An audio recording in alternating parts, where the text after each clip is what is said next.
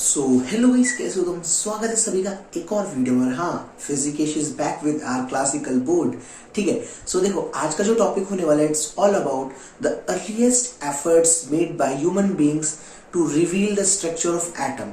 कि पास्ट में ऐसे कौन से इंसिडेंट्स या फिर कौन से ऐसे इवेंट्स हुए जिससे हम एटम की जो आज इतनी एडवांस स्टडी कर पा रहे हैं, उसकी फाउंडेशन किस बेसिस पे रखी गई, या फिर ऐसे कौन से मतलब जो प्रोमिनेंट मेंबर्स थे उस टाइम के जिन्होंने हमारी जो एटॉमिक स्टडी है उसको आगे बढ़ाया, उसको प्रोग्रेसिव बनाया। So let's start. तो देखो, पहले मैं थ्योरी बताता हूँ, फिर मैं बोर्ड पे बना के भी दिखाऊंगा क्योंकि उसमें ज्यादा मजा आएगा। ठीक है। तो थ्योरी ये कहती है कि जो दो फिजिसिस्ट थे जो फेमस थे काफी उस टाइम पे 1859 में, जूलियस प्लकर एंड विलियम हिटोर्फ, इन्होंने क्या किया, इन्होंने एक ग्लास ट्यूब लिया, उसमें एक वैक्यूम पंप लगाया। ठीक है।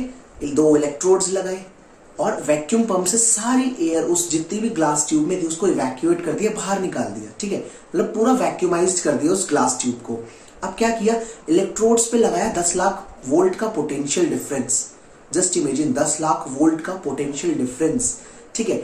उसके बाद उन्होंने जब जैसे वैक्यूमाइज किया, उसका प्रेशर डिक्रीज होकर लगभग 10⁻⁻⁴ एटीएम के ऑर्डर्स में चला गया।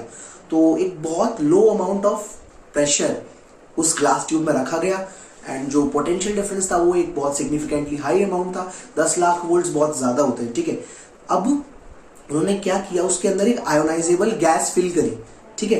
गैस फिल करने के बाद क्या किया, जैसे इलेक्ट्रोड्स पर पोटेंशियल लगाया गया तो उन्होंने नोटिस किया कुछ पार्टिकल्स कैथोड से निकलकर एनोड की तरफ जा रहे हैं काफी हाई वेलोसिटी से। तो यहां से हुई हमारे एटॉमिक स्ट्रक्चर की अर्लीस्ट स्टडी की शुरुआत।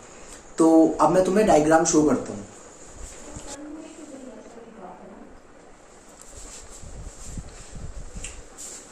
सो देखो, अब मैंने डायग्राम तुम लोगों के सबके सामने रख दिया है। ठीक है। तो ये थी हमारी ग्लास ट्यूब। ठीक है। जिनमें जूलियस प्लकर एंड विलियम हिटोर्फ ने इलेक्ट्रोड्स लगाए थे। नेगेटिवली चार्ज जो इलेक्ट्रोड होता है उसको कैथोड बोलते हैं और पॉजिटिव को एनोड। ये बेसिक केमिस्ट्री है। ठीक है। एंड अब उन्होंने यहाँ पे एक वैक्यूम पंप लगाया, यहाँ पे जितनी भी एयर थी उसको इवैक्यूएट कर दिया, सारी हवा को बाहर निकाल दिया। ठीक है। उसके बाद इन्होंने एक गैस फिल करी इस चैम्बर के अंदर जो कि आयोनाइजेबल थी, मतलब आयोनाइज इजीली हो जाती थी। ठीक है। मतलब उसके जो इलेक्ट्रॉन्स थे वो बाहर निकल सकते थे। अब मैं इलेक्ट्रॉन्स बोल दिया, सॉरी, चलो ठीक है। तो आयोनाइजेबल गैस उन्होंने इनमें रख दी। ठीक है। अब जैसे ही उन्होंने इस इलेक्ट्रोड के अक्रॉस 10 लाख वोल्ट के अराउंड पोटेंशियल डिफरेंस अप्लाई किया और प्रेशर को बहुत कम किया इन ऑर्डर ऑफ 10⁻⁻⁴, उन्होंने नोटिस किया कि इस गैस में से कुछ beam of particles at very high speeds या वेलोसिटीज इस एनोड की तरफ स्ट्राइक कर रही है, उसको हिट कर रही है जाके। एंड एनोड पर हमको जिंक सल्फाइड की कोटिंग की वजह से एक ग्लो इफेक्ट शो होता है। ठीक है।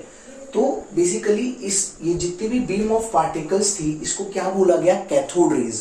और यहीं से हमारे जो एटॉमिक स्ट्रक्चर की जो अर्लीस्ट मैं कह सकता हूँ स्टडी थी वो इन दोनों की वजह से उसकी फाउंडेशन रखी गई, जूलियस प्लकर एंड विलियम हिटोर्फ। अब कुछ बेसिक प्रॉपर्टीज की बात करते हैं हम कैथोड रेज की। तो पहली है कि हाई स्पीड पार्टिकल बीम है, इसमें बहुत हाई वेलोसिटी होती है, लगभग लाइट की स्पीड ये अचीव कर लेते हैं। लाइट की स्पीड पे जा नहीं पाते पर हाँ लगभग उस पर अचीव कर लेते हैं।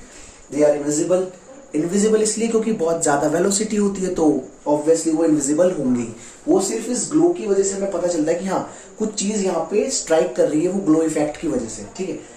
मेड अप ऑफ मैटर का कैसे पता चला कि ये मैटर से बनी है, मैटर की चीज है। क्यों, देखो इन्होंने क्या किया, यहाँ पर एक व्हील लगा दिया, छोटा सा मतलब व्हील लगा दिया। तो इन्होंने नोटिस किया कि जैसे ही ये जो बीम थी यहाँ इसके अक्रॉस जा रही है तो ये व्हील रोटेट करने लग गया। तो इससे पता चला कि भाई पार्टिकल ये जो है मैटर का बना है, ये जो बीम है। और सबसे बड़ी चीज, ये जो भी रेज है हमारी, जो भी ये बीम ऑफ पार्टिकल्स है, ये मैग्नेटिक फील्ड और इलेक्ट्रिक फील्ड में डिफ्लेक्शन शो करती है। तो आई होप तुमको मजा आया होगा। सब्सक्राइब कर लो यार, फॉलो कर लो। एंड अभी कुछ न्यू वीडियोस और आने वाली है, इसी से रिलेटेड एटॉमिक स्ट्रक्चर को हम थोड़ा सा और जानेंगे एंड न्यूक्लियर लेवल तक भी बात करने वाले हैं। सो आई होप बने रहेंगे साथ में। Thanks for watching.